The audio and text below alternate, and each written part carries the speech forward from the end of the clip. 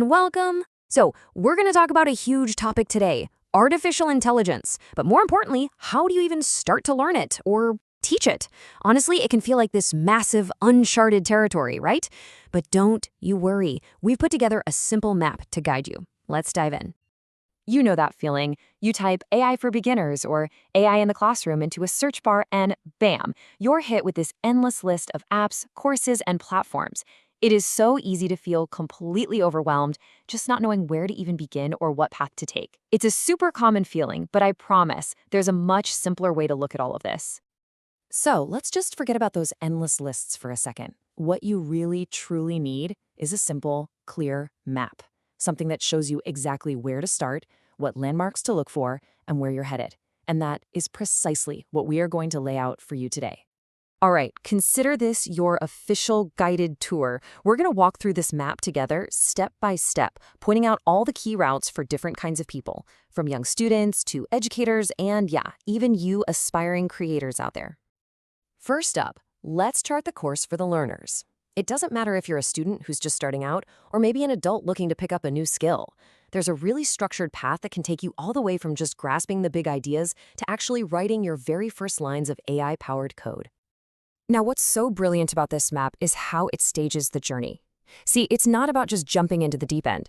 You'll notice there are two really distinct paths here based on who you are. For younger learners, it's all about tangible concepts first, then application. For older learners, we're talking about visualization, then real coding.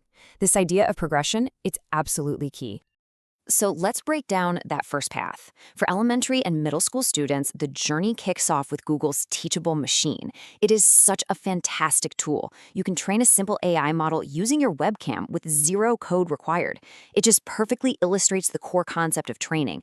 And from there, you move over to Scratch, where you can take those very same concepts and actually build your own games and animations using AI blocks. It's awesome.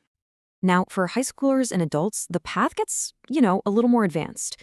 You start with something called TensorFlow Playground. This is this brilliant interactive website that lets you see in real time how a neural network learns as you tweak all its little knobs and dials. Once you've got that visual intuition down, you're ready to level up to Google Colab, where you can start writing and running real Python code to build your very own models. Okay, so we've charted the map for the learners, but what about the guides, the teachers?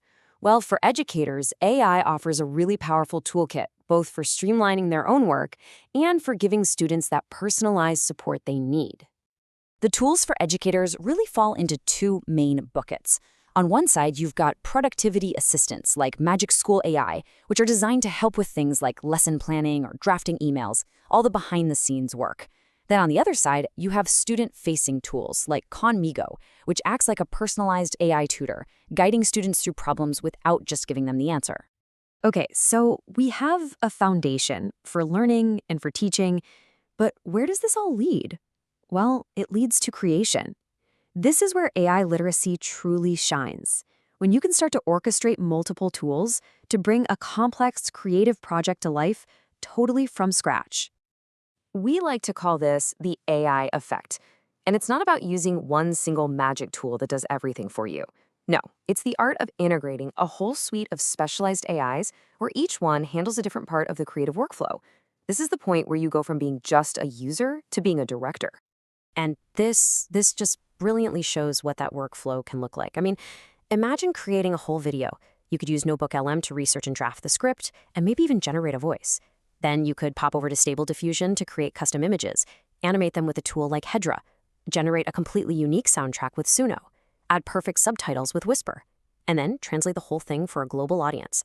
Every single step uses a specific, powerful tool. So we've basically covered the entire map. We've got a clear path for learners, a powerful toolkit for teachers, and a full-blown creative suite for creators. That territory that once felt so confusing, it's all laid out right in front of you.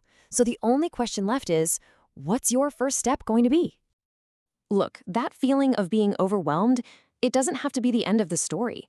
The journey from confusion to actual creation is not a mystery anymore. Whether your goal is to understand, to teach, or to build something amazing, there is now a clear path you can follow.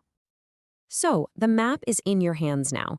Are you going to start by playing with a neural network in TensorFlow Playground? Maybe train your first model in Teachable Machine? Or perhaps draft a lesson plan with Magic School? The first step? that's all yours to take. Where will you go?